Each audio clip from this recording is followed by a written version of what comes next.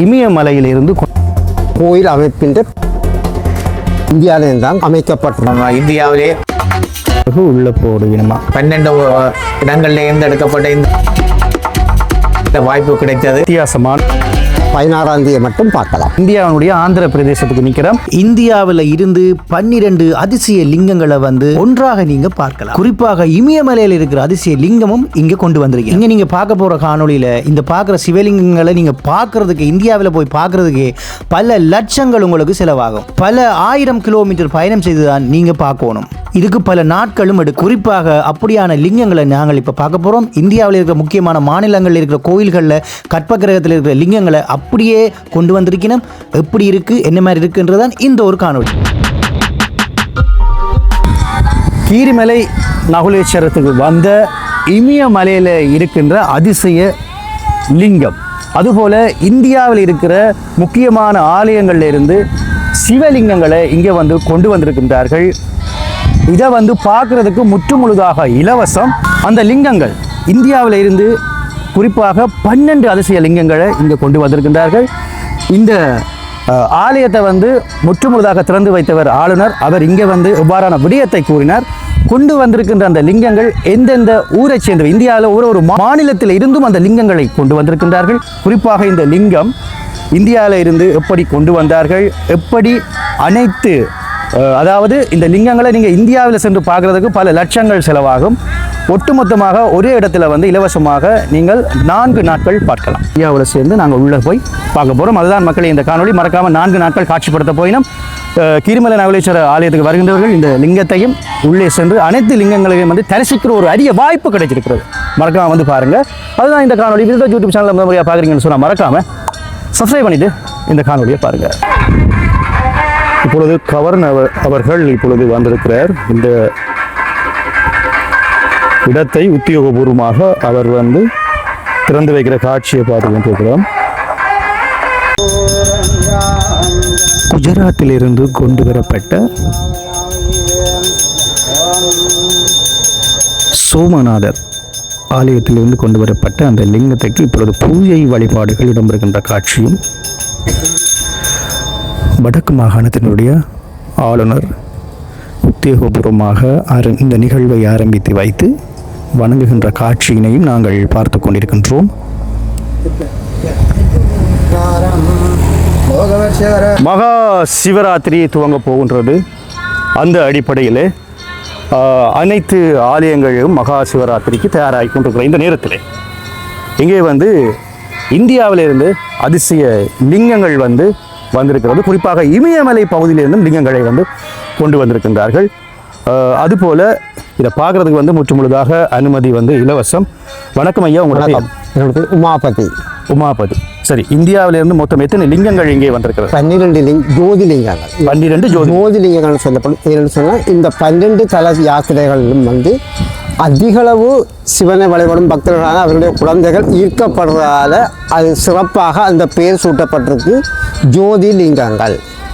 Okay, குறிப்பாக இப்போ நாங்கள் பார்க்க போகிற அனைத்து லிங்கங்களும் இந்தியாவில், அதாவது சொல்லுவாங்க பாரதம் என்று சொல்லுவாங்க, 12 ஆலயங்களில் இருக்கிற கற்ப கிரகத்துக்கு இருக்கிற அந்த லிங்கங்களை தான் நாங்கள் முக்கியமாக பார்க்க போகிறோம். சரி, இது தொடர்பான விளக்கங்கள் எனக்கு சொல்லுங்கள். குறிப்பாக இந்தியாவிலிருந்து அந்த ஆலயங்கள்லேருந்து லிங்கங்களை கொண்டு வருவது கடினம். எப்படி அதை இந்த கீரிமலை என்கின்ற ஊரில் இந்த நகுலேஸ்வர பெருமானுக்கு அருகில் நீங்கள் இதை எப்படி கொண்டு வந்திருக்கிறீங்கள், எப்படி காட்சிப்படுத்திருக்கிறீங்கள்?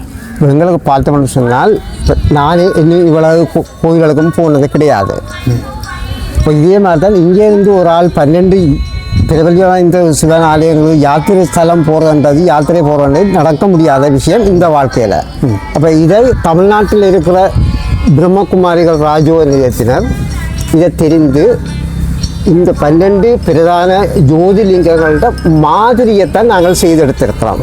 இது உண்மையான பலிபிடத்தின் சிவலிங்கம் இல்லை, அங்கே இருக்கிற சிவலிங்கத்தின் மாதிரி அவர்களால் எங்களுக்கு செய்தரப்பட்டிருக்கு.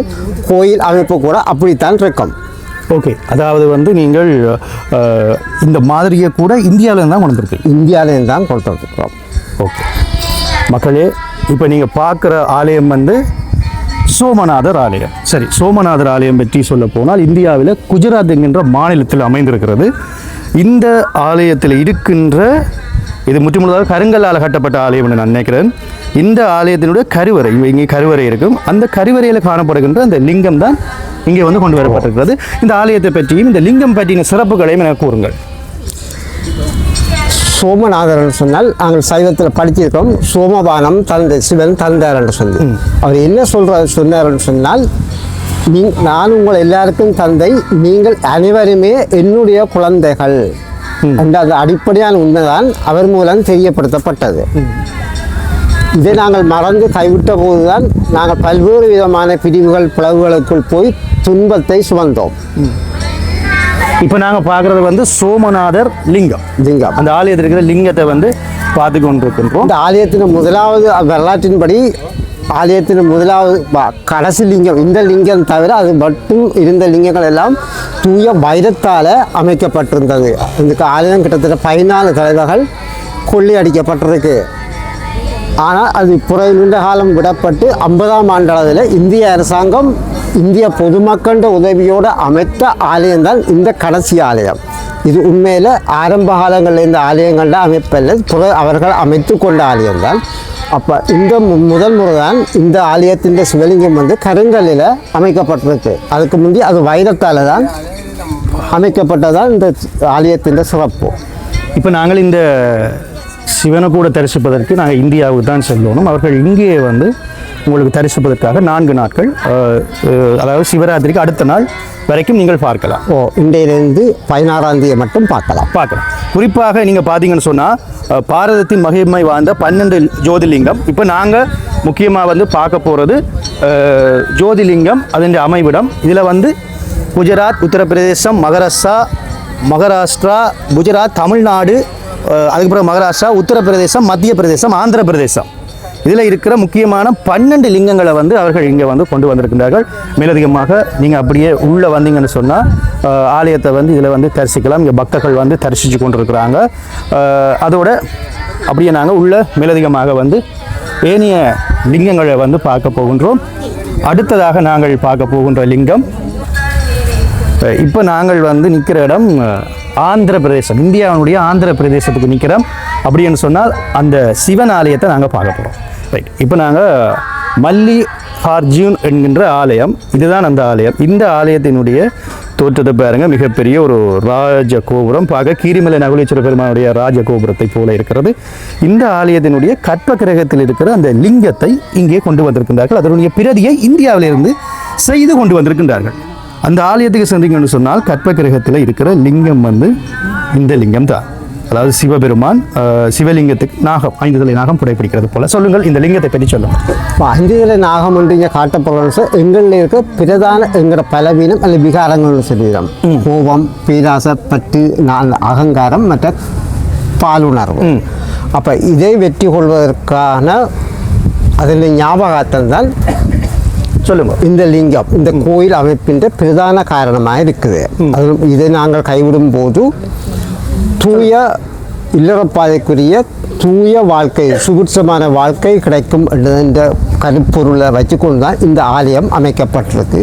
அதால் இந்த ஆலயத்தில் 5 பாம்புகள் தலைகளை கொண்ட லிங்கம் சேர்த்து அமைக்கப்பட்டிருக்கிறது. இது ஆந்திர பிரதேசத்தில் பார்த்தீங்கன்னு சொன்னால் கங்கா அணைக்கரையில், கிருஷ்ணா நதிக்கரையில் ஸ்ரீ சைலம் மலைத்தொடர் மல்லிகார்ஜுன் ஆலயம் வந்து அமைந்திருக்கிறது. இந்த ஆலயத்துக்கு நீங்கள் போகிறீங்கன்னு சொன்னால் இந்தியாவுக்கு போனால் நேரடியாக நீங்கள் பார்க்கலாம். உள்ளே இந்த லிங்கம் தான் இருக்கும். ரைட், அடுத்ததாக நாங்கள் பார்க்க போகின்ற ஆலயம் வந்து மகாகாலேஸ்வரர் ஆலயம். நீங்கள் இந்தியாவுக்கு போனீங்கன்னு சொன்னால் மிகவும் பிரசித்தி பெற்ற ஆலயத்தில் இதுவும் ஒன்று. இந்த ஆலயத்தின் கோபுரத்தை பாருங்கள், ஒரு பிரமிட் அமைப்பில் அமைந்திருக்கிற முக்கோணமான கோபுரம், அனைத்தும் கருங்கல்லால் கட்டப்பட்டது. இந்த ஆலயத்தில் இருக்கிற கற்ப கிரகத்தில் இருக்கிற லிங்கத்தை வந்து இப்போ நாங்கள் பார்க்க போகிறோம், தரிசிக்க போகிறோம். இதில் அரிய வாய்ப்பு, நீங்கள் நேரடியாக வந்து பாருங்கள். அதுக்கு முதல் நாங்கள் ஒரு காணொலி வாயிலாக காட்டுறோம். இந்த லிங்கத்தை பற்றி கூறுங்கள் ஐயா. அதை வந்து நாங்கள் காலன் என்று சொல்லிக்க மரணத்தை பற்றி சொல்கிறோம். அது வந்து சிவன் எல்லா குழந்தைகளுடையும் தவறான பழக்கங்களுக்கு காலனாக வந்தார், அவற்றை அகற்றினார் என்ற கருப்பொருளை அடிப்படையாக கொண்டுதான், அந்த ஐதிய கதைகளை அடிப்படையாக கொண்டுதான் இந்த ஆலயம் அமைக்கப்பட்டிருக்கிறது. இப்போ நாங்கள் அவர்தான் ஒருவர் என்று தஞ்சம் அடையும் போது எங்களுடைய தீய பழக்கங்கள் எல்லாவற்றிலிருந்து நாங்கள் விடுதலை ஆகலாம். இந்த லிங்கத்தை பார்த்தோம்னு சொன்னால் வெள்ளியில் நாகம் வந்து இருக்கும்னு நான் நினைக்கிறேன். முதல்ல நாங்கள் பொன் கலரில் பார்த்தோம். இது வெள்ளியில் நாகம் குடை பிடிக்க சிவன் வந்து லிங்க வடிவில் அமர்ந்திருக்கிற காட்சி. மகாகாலேஸ்வரர். இந்த ஆலயம் மத்திய பிரதேசத்தில் சிப்ரா நதிக்கரையில் உஜ்ஜனியில் மகாகால் காடுகளில் அமைந்தோம். காட்டில் இருக்கிற ஒரு ஆலயத்தின் லிங்கத்தை தான் நாங்கள் இப்பொழுது தரிசித்து விட்டு வந்தோம். துஷாந்தனன் எனும் அசுரனை இங்கு சிவன் அளித்ததாக வரலாறு கூறுகின்றது. என்னையா, உண்மையிலேயே மிகப்பெரிய ஒரு அருமையான ஒரு விடயத்தை வந்து அவர்கள் செய்து கொண்டிருக்கிறார்கள். நாங்கள் இந்தியாவுக்கு செல்லாமலே ஒரு சிவ தரிசனத்தை இங்கே பெறலாம். அடுத்ததாக நாங்கள் பார்க்க போகின்ற ஆலயம் ஓங்காரேஸ்வரர் ஆலயம். இந்த ஆலயத்தை பார்த்தோம் என்று சொன்னால் காசி விஸ்வநாதர் கோயில் மாதிரியே இருக்கிறது. பார்த்தீங்கன்னு சொன்னால் அந்த நதிக்கரை, இந்த நதிக்கரைக்கு மேலே இந்த ஆலயம் இருக்கிற காட்சியை பார்த்து கொண்டிருக்கிறோம். இந்த ஆலயத்தை பாருங்கள், அந்த அனைத்தும் அந்த நதிக்கரையை ஒட்டி அமைந்திருக்கிறது. கீழே படகுகள் எல்லாம் செல்லுகின்ற காட்சியை பார்த்து கொண்டிருக்கிறோம். ஒரு மிகவும் பிரசித்தி பெற்ற புண்ணிய தலத்தில் இருக்கிற இந்த ஆலயத்தின் கற்பகிரகத்தில் இருக்கிற சிவலிங்கத்தை நாங்கள் இப்போ தரிசிக்க போகிறோம். அதுவும் கீரிமலைக்கு வந்தீங்கன்னு சொன்னால் நேரடியாக நீங்கள் தரிசிக்கலாம். இந்த சிவலிங்கம் பற்றிய விடயத்தை கூறுங்கள். இப்போ நான் உங்களுக்கு சொல்லும் போதே ஓம் என்று சொன்னேன். ஓம் என்ற அந்த வார்த்தை அது மந்திரம், மகா மந்திரம். இதை நாங்கள் உணர்வுபூர்வமாக எனக்குள் நான் திருப்பி சொல்வதன் மூலம் என்னுடைய தந்தை சிவன் இணைப்பு இயல்பாக ஏற்படுத்தப்படும். அப்போது நான் ஒவ்வொரு விகாரங்களையும் ஒவ்வொரு பலவீனத்தையும் என்னால் வெற்றி கொள்ள முடியும் என்ற கருப்பொருளால் இந்த ஆலயம் அமைக்கப்பட்டிருக்கு. ஓகே, ஓம்காரேஸ்வரர் ஆலயம் நாங்கள் அடிக்கடி உச்சரிக்கின்ற மந்திரம் ஓம். ஓம் எனும் மந்திரம். இந்த ஆலயத்தின் வரலாறு பார்த்தீங்கன்னு சொன்னால் சிவன் ஓங்காரேஸ்வரராக வழிபடுகின்ற இந்த ஆலயம் மத்திய பிரதேசத்தில் நர்மதா நதிக்கரையில் மந்தாட்டா மலையில் அமைந்துள்ளது. கடவுள் சிவன் கூறுகின்றார், நான் ஓம் எனும் சத்தியத்தை வெளிப்படுத்துகின்றேன் என கூறுகின்றார். இது வந்து அந்த நதி. ரைட், இப்போ நாங்கள் அடுத்த ஆலயம் பார்க்க போகின்றோம். பீமா சங்கர் ஆலயம். பீமா சங்கர் ஆலயத்தை பார்த்தீங்கன்னு சொன்னால் அதுவும் வந்து அதில் கோபுர அமைப்பு பாருங்கள், வித்தியாசமாக இருக்குது. இப்படியான அமைப்புகள் வந்து இலங்கையில் இல்லை. இந்த ஆலயங்களோட முறைகள், அதாவது இந்த ஆலயங்களோட கட்டுமான முறைகள் வந்து இலங்கையில் இல்லை. இந்தியாவில் பல ஆலயங்களில் நீங்கள் பார்க்கலாம். இது மகாராஷ்டிரா மாநிலத்தில் அமைந்திருக்குது இந்த ஆலயம். இந்த ஆலயத்தில் இருக்கிற கற்ப கிரகத்தில் அமைந்துள்ள லிங்கம் பற்றி கூறுங்கள். அந்த லிங்கத்தையும் நாங்கள் இப்பொழுது பார்க்க போகின்றோம். இது நாங்கள் பொதுவாக புராண கதைகளில் அசுரர்கள் இந்த கதைகள் எல்லாம் கேள்வோம். அசுரர் என்று சொல்ல எங்கள்கிட்ட இருக்க நாங்கள் கொண்டிருக்க தீய பழக்கங்கள் தான். அப்போ அந்த பகுதி மக்கள் தாங்கள் ஒரு காலத்தில் நல்ல வாழ்க்கை வாழ்ந்தோம், சிவன் மூலம்தான் வாழ்ந்தோம் என்றதை நினைவுபடுத்துவதற்காக இந்த பெயரோடை நதிக்கரைகள்லாம் பார்த்தீங்கன்னா எல்லா ஆலயங்களும் நதிக்கரைகளில் மலைகள் சார்ந்த பகுதியில் தான் அமைக்கப்பட்டிருக்கேன் சொன்னால் அந்த அளவுக்கு நான் எல்லாத்திலிருந்து என்னை விடுபட்டு அந்த ஒரே ஒருவருடன் என்னுடைய இணைப்பை கொண்டிருக்கும் போது எனக்கும் என்னை சேர்ந்தவர்களுக்கும் அந்த சுபிட்சமான வாழ்க்கை இருக்கிறது. நாங்கள் பார்த்த சிவலிங்கத்திலிருந்து சற்று வித்தியாசமான ஒரு லிங்கம். இங்கே லிங்கம் வந்து சிறிய அளவிலே இருக்கிறது. இப்படியான லிங்கங்களை நீங்கள் வணங்க இந்தியாவுக்கு தான் செல்லணும். நேரடியாக நீங்கள் வணங்கலாம். இந்த பீமா சங்கர் தொடர்பான வரலாறு என்னென்னு சொன்னால், பீமா சங்கர் ஆலயம் மகாராஷ்டிராவில் சகாயாத்ரி மலைத்தொடரில் பூனேவிற்கு அருகில் பீமா நதிக்கரையில் அமைந்துள்ளது. இங்கே பீமாசூரனை சிவன் அழித்ததாக வரலாறுகள் கூறுகின்றது. கடவுள் சிவன் கூறுகின்றார், நான் அசுர சம்சாரங்களை அழிப்பவன் என்று. ஸோ வரலாற்று சிறப்புமிக்க ஒரு ஆலயத்தின் சம்ஸ்காரம் சொல்வது பழக்க வழக்கங்கள் அது ஹிந்தி சொல்லு. ஓகே, நாங்கள் அடுத்ததாக பார்க்க போகிறதான் வந்து இமயமலையிலிருந்து கொண்டு வரப்பட்ட அற்புதமான அதிசயம் வாய்ந்த அந்த லிங்கத்தை பார்க்க போகிறோம். இமயமலைக்கு செல்வதே கடினம். அது இங்கே நீங்கள் அந்த லிங்கத்தை தரிசிக்கலாம், பார்க்கலாம். கேதாரநாதர் ஆலயம் மிகவும் வரலாற்று சிறப்புமிக்க ஆலயம். இமயமலைக்கு செல்கின்றவர்கள் சென்று வருகின்ற ஒரு முக்கியமான பிரசித்தி பெற்ற ஆலயம். இந்த ஆலயம் தான் அது. நீங்கள் கூகுளில் போயிட்டு சர்ச் பண்ணினாலே பல விடயங்களை நீங்கள் கற்றுக்கொள்ளலாம். அங்கே இருந்து வந்த லிங்கம் பற்றி கூறுங்கள். இது பார்த்தீங்கன்னா மந்தாகினி நதி உற்பத்தியாகும் இடம் என்று சொல்லப்பட்டது. அதாவது நாங்கள் பெரிய நதிகள் கடல்கள் இல்லாத உற்பத்தி எங்கே என்று சொன்னால் எங்களுடைய வாழ்க்கை நல்லா இருக்கும்னு சொன்னால் அந்த சிவன் ஒருவரை மட்டுமே நாங்கள் அன்போடு நினைவு செய்ய வேணும். அப்போது என்னுடைய வாழ்க்கை சிறப்பாக இருக்கும். இமயமலையின் அதி உச்சமான பகுதியில் இது அமைக்கப்பட்டிருக்கு. அது பார்ப்பதற்கு அந்த மலையிலே சிவன் அமர்ந்திருப்பது போல இருக்கு. எங்களுடைய வாழ்க்கை அந்த உயர்வானவரோட இணைக்கப்படும் போது எங்களுடைய வாழ்க்கையும் உயர்வானதாகவும் சிறப்பானதாகவும் அமையும். ஓகே, வந்து வழிபடுங்க மக்களே. இந்த ஆலயம் பற்றி குறிப்பாக சொல்ல போனால் இது மந்தாகினி நதிக்கரையில் உற்பத்தியாகும் இடத்திற்கருகில் கேதார் மலையில் உத்தராஞ்சலியில் இமாலயத்தில் அமைந்துள்ளது. இந்த ஆலயம் விஷ்ணு, பார்வதி, பாண்டவர்களுடன் தொடர்புடைய பல வரலாற்று கதைகளை கொண்டது. இந்த ஆலயம் முற்றுமுழுதாக கருங்கல்லால் கட்டப்பட்ட இந்த ஆலயம். இது நீங்கள் பார்த்த ஆலயங்களை சற்று வித்தியாசமானது. கோபுரத்தை பாருங்கள், முன் மண்டபத்தை பாருங்கள், சற்று வித்தியாசமான ஆலயம். சரி, அடுத்ததாக வந்து கிருஷ்ணேஸ்வரர் ஆலயத்தை பார்க்க போகிறோம். பார்ப்பதற்கு தஞ்சை பெருங்கோவில் போல இருக்கும் இந்த ஆலயத்தினுடைய அந்த கோபுரம், அந்த அமைப்பு. இந்த ஆலயத்துடைய லிங்கம் பற்றி கூறுங்க.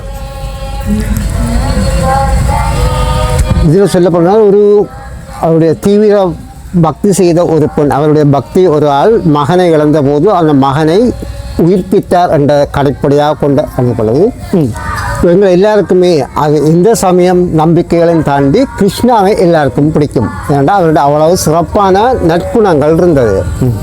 அப்படி எங்கள் எல்லாரையும் ஒரு முறை அவர் ஆக்கினார், ஒரு குழந்தையை உயிர்ப்பித்தார் என்று சொன்னால் எங்களுக்கு திரும்பி மறுவாழ்வு நல்லவர்களாக தந்தார் என்றதை அடிப்படையாக வச்சுக்கொண்டால் இந்த ஆலயம் அமைக்கப்பட்டிருக்கு.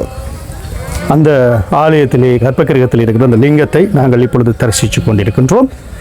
அத்துடன் மகாராஷ்டிரா மாநிலத்தில் இந்த ஆலயம் அமைந்திருக்கிறது. இது மகாராஷ்டிராவில் அவுரங்காபாத்துக்கு அருகில் அமைந்துள்ள ஒரு பிரதான யாத்திரை தலம். யாத்திரை இந்தியா போறவர்கள் இங்கே செல்லுவார்கள்.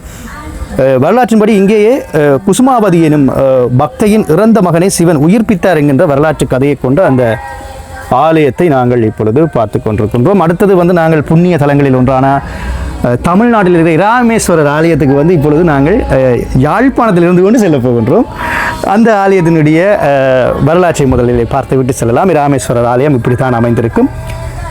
நீங்கள் தமிழ்நாட்டுக்கு சென்றீங்கன்னா இந்த ஆலயத்துக்கு சென்று வாங்க நிச்சயம். மிகவும் பிரம்மாண்டமான ராஜகோபுரம். சரி, தமிழ்நாட்டில் அமையப்பெற்ற இந்த ஆலயத்தினுடைய லிங்கம் பற்றி கூறுங்கள். பார்த்தீங்கன்னா இங்கேயும் 5 தலை நாகம், அது வந்து தீமைகள் எல்லாத்துக்கும் அடிப்படை எங்களுடைய தவறான நடத்தைகள்.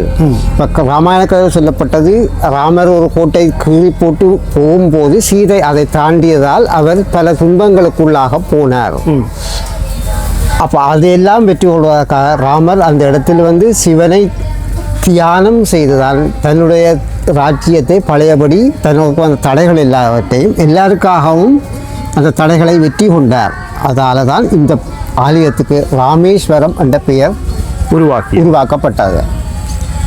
ஏற்கனவே அந்த விடயத்தோடு தொடர்புபடுத்தி அப்படியே கூறுகிறேன். தமிழ்நாடு தென்கரையில் இராமேஸ்வரத்தில் அமைந்துள்ள இப்பெரும் ஆலயத்தில் இராமலிங்கமாக சிவன் வழிபடுகின்றார். இது இராமாயணத்துடன் நெருங்கிய தொடர்புடையது இந்த ஆலயம். இந்த ஆலயத்துக்கு நான் ஒரு முறை சென்றிருக்கின்றேன்.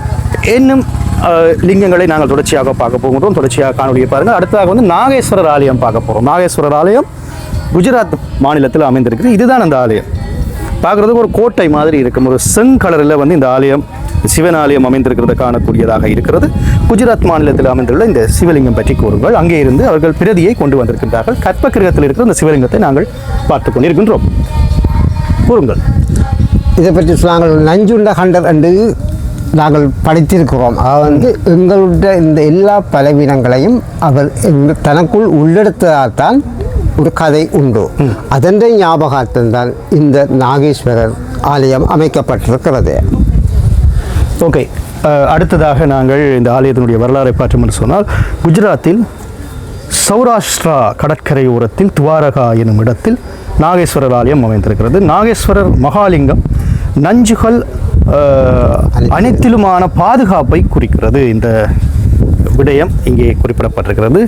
அடுத்ததாக நாங்கள் பார்க்க போகின்ற ஆலயம் வைத்தியநாதர் ஆலயம். இந்த ஆலயத்தை பார்த்தோம்னு சொன்னால் குட்டி குட்டியாக கோபுரங்கள் அமைந்திருக்குது. கிட்டத்தட்ட 1, 2, 3, 4, 5, 6 ஒரு மலை பாங்கில் அமைந்திருக்கிற ஒரு கோவில் என்று நான் நினைக்கிறேன்.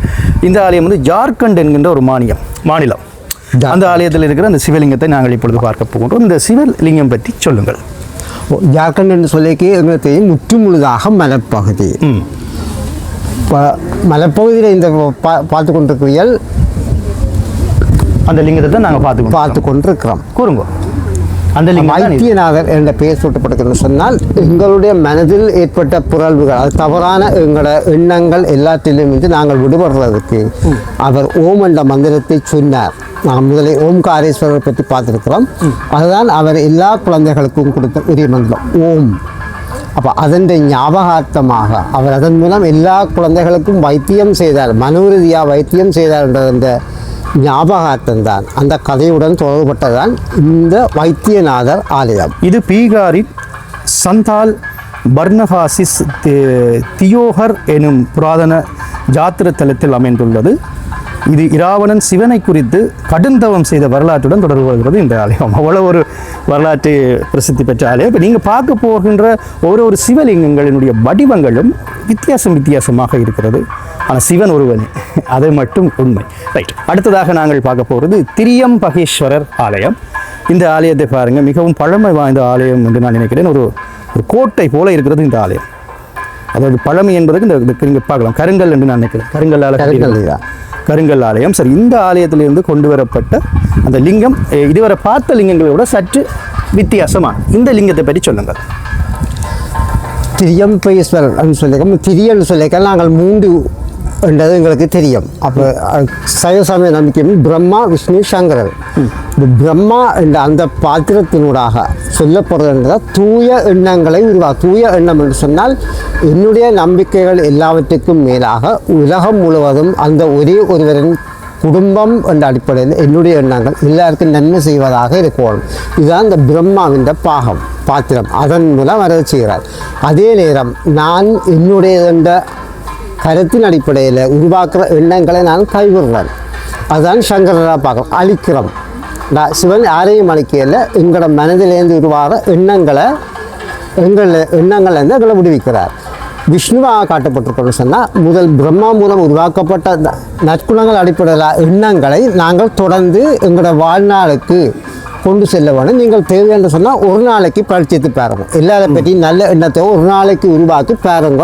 உங்களோட மனம் எவ்வளவு லேசாக எல்லாருலேயும் நல்ல உறவை கொண்டிருக்கக்கூடிய மனமாக இருக்கும். அதால இந்த ஆலயத்தின் அமைப்பு வந்து ஒரு கோட்டை மாதிரி அமைத்திருக்கிறார். இதெல்லாம் நாங்கள் இந்தியாவில் சென்று பார்க்க வேண்டும்.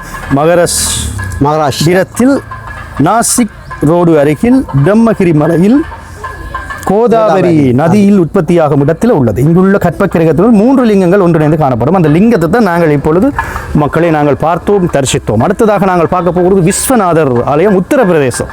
உத்தரப்பிரதேசத்தில் இருக்கின்ற விஸ்வநாதர் ஆலயத்தை பார்க்குறோம். இது ஆலயம்.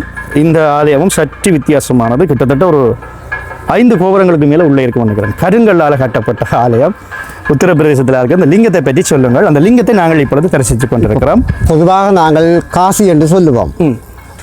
அந்த கோயிலை பற்றி விஸ்வநாதர் முழு உலகத்துக்கும் நாதர், எல்லா குழந்தைகளுக்கும் அவர் தாய் தந்தை எல்லாமே அவர் தான். எப்படி சொன்னால் பல்வேறு கதைகளூடாக அவர் என்ன மாதிரி எங்கள் எல்லாருக்கும் அதிபதியாக இருக்கிறார், எங்களுக்கு உரியவராக இருக்கிறார் என்றதின்ற ஞாபகார்த்தம் தான் இந்த ஆலயம். அப்போ அவர் எங்களை தூய்மையாக்குறார். அதை ஞாபகார்த்தமாக கொண்டுதான் அந்த நதிக்கரையிலேயே அந்த ஆலயங்களை கட்டியிருக்கிறோம். அப்போ இது எல்லாரும் நாங்கள் பிரதானம் கேள்விப்பட்ட 3 ஆலயங்கள், 2 ஆலயங்கள் இது எல்லாரும் கேள்விப்பட்டிருக்கிறோம். அதே மாதிரி ராமேஸ்வரம் கேள்விப்பட்டிருக்கிறோம். ஓகே, இப்போ நாங்கள் முக்கியமாக இந்த ஆலயம் பற்றி சொல்லணும் என்று சொன்னால், இது உத்தரப்பிரதேசத்தில் வாரணாசியில் கங்கை நதிக்கரையில் அமைந்திருக்கிறது.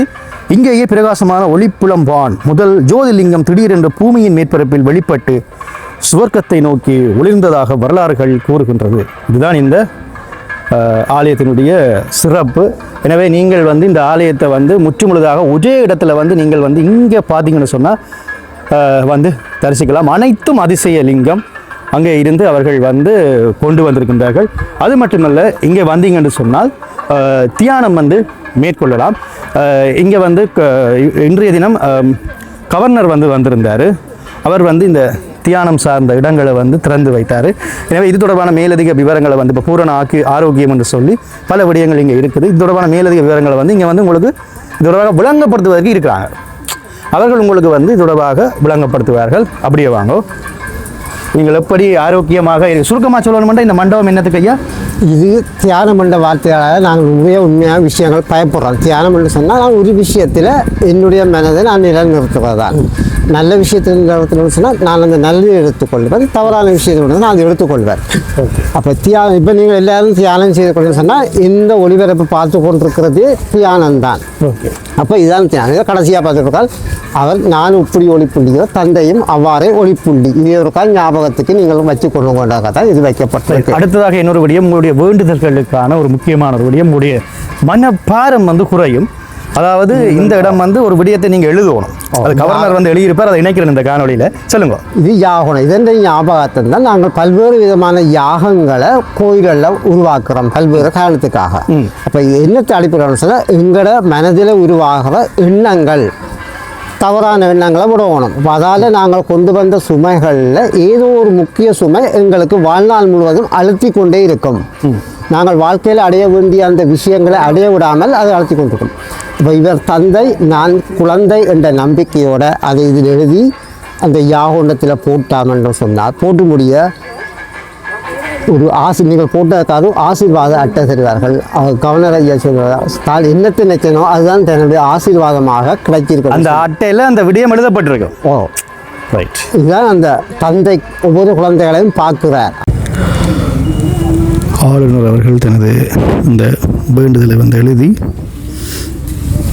அதற்கு பிறகு இந்த இதில் போடுவார். இதே மாதிரி நீங்களும் உங்கள் வேண்டுதல்கள் மன கஷ்டங்களை எழுதி இப்படி செய்யலாம். செய்வதனால் அது ஒரு ஒரு நிம்மதியாக இருக்கும் என கூறுகின்றார்கள்.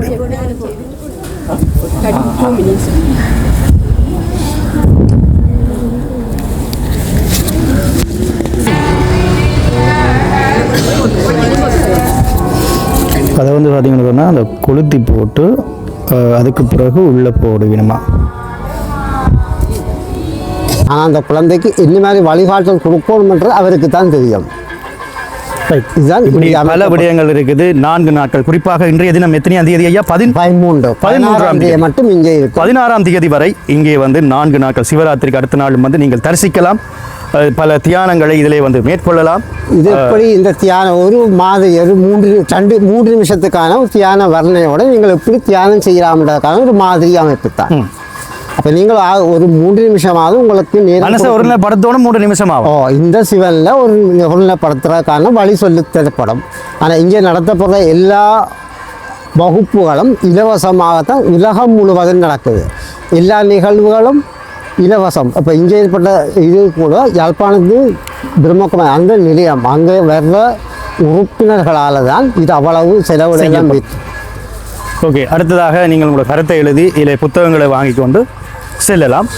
நன்றி ஐயா, நீங்கள் பல விடயங்களை கூறியிருந்தீர்கள். உண்மையில் இது செய்வதற்கான பிரதான நோக்கம் என்ன, அது மட்டும் எனக்கு சுருக்கமாக சொல்லுங்கள். இது ஏன் இப்போ இந்தியாவில் இருந்து பல ஆலயங்கள் இருக்கிறது, அதிலே சிவலிங்கங்களை இந்தியாவிலேயே கொடுத்து பிரதி எடுத்து அங்கேயே கொடுத்து அங்கேயே பிரதி எடுத்து இங்கே கொண்டு வந்திருக்கின்றீர்கள்.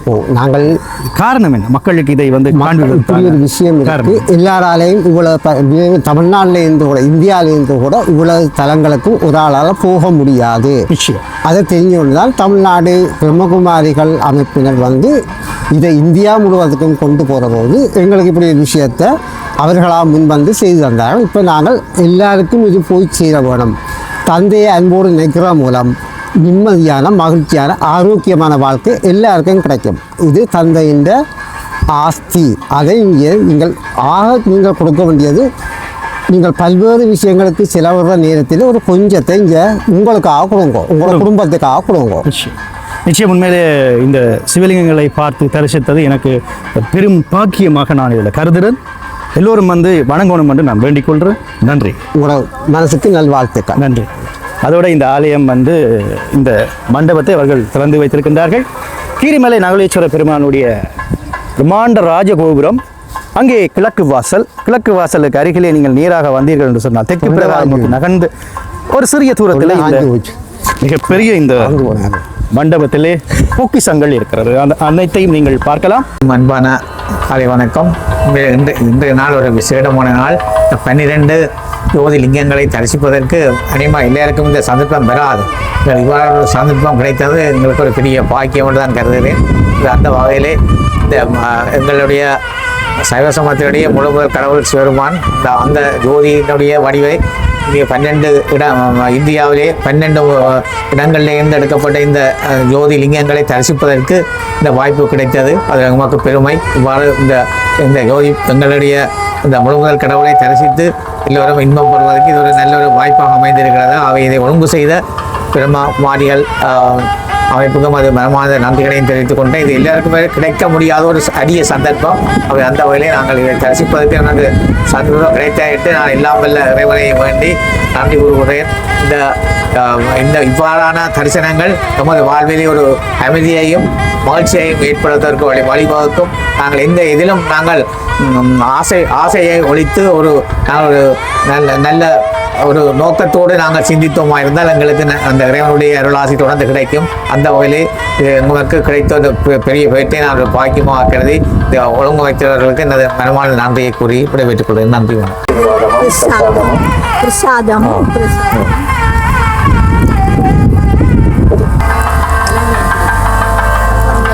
சரி சரி சரி.